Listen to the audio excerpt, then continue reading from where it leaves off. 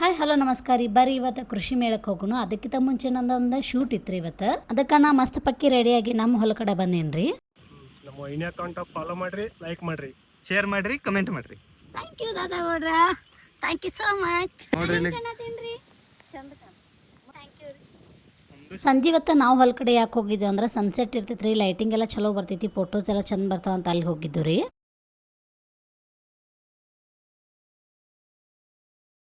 ಹೋದ ವರ್ಷದಂಗ ಈ ವರ್ಷನೂ ಜೊಲ್ಲೆ ಗ್ರೂಪ್ ವತಿಯಿಂದ ಕೃಷಿ ಮೇಳ ಇಟ್ಟಿದಾರ್ರಿ. ನೋಡ್ರಿ ಲೈಟಿಂಗ್ಸ್ ಎಲ್ಲ ಎಷ್ಟು ಸಖತ್ತಾಗಿ ಮಾಡ್ಯಾರು, ಅರೇಂಜ್ಮೆಂಟ್ಸ್ ಎಲ್ಲ ಮಸ್ತ್ ಇತ್ತು.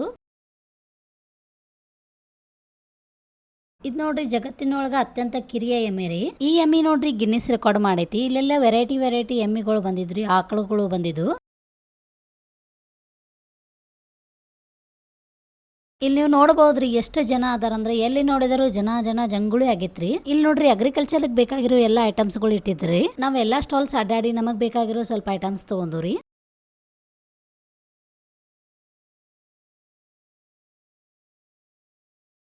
ಈ ಕೃಷಿ ಮೇಳದಾಗ ನೋಡ್ರಿ ಅಗ್ರಿಕಲ್ಚರ್ಗೆ ಅಷ್ಟ ಸೀಮಿತ ಅಲ್ದ ನಮ್ಗೆ ಹೆಣ್ಮಕ್ಳಿಗೆ ಬೇಕಾಗಿರೋ ವೆರೈಟಿ ಸಾಮಾನು ಆಗ ಚಿಕ್ಕ ಮಕ್ಳಿಗೆ ಬೇಕಿರೋ ಆಟಿ ಸಾಮಾನು ಎಲ್ಲ ಇದ್ದು ರೀ. ನಾವು ಸಣ್ಣ ಮಕ್ಕಳನ್ನ ಖುಷಿಯಿಂದ ಹೊರಗಡೆ ಕರ್ಕೊಂಡು ಹೋಗ್ತಿರಿ ಅಡ್ಡಾಡ್ಸ್ಬೇಕಂತ. ಬಟ್ ಅವ್ರ ಚಿಂತಿನ ಬೇರೆ ಇರ್ತೈತಿ ನೋಡ್ರಿ. ನಮ್ಮ ಮಧ್ಯಾಹ್ನ ಸ್ಟಾರ್ಟ್ ಆಯ್ತು, ಹಂಗ ಆಟಿಕೆ ಸಾಮಾನು ಬೇಕಾಯ್ತು.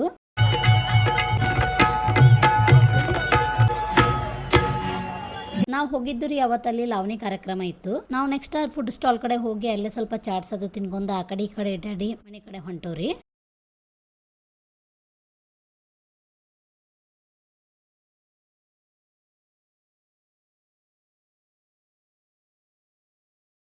ಇವತ್ತಿನ ನಮ್ಮ ವ್ಲಾಗ್ ಇಲ್ಲಿಗೆ ಮುಗಿಸ್ತೀನಿ ರೀ. ಫಾಲೋ ಮಾಡೋದು ಮಾತ್ರ ಮರಿಬೇಡ್ರಿ. ಶೇರ್ ಮಾಡಿರಿ, ಲೈಕ್ ಮಾಡಿರಿ, ಕಮೆಂಟ್ ಮಾಡಿರಿ. Thank you.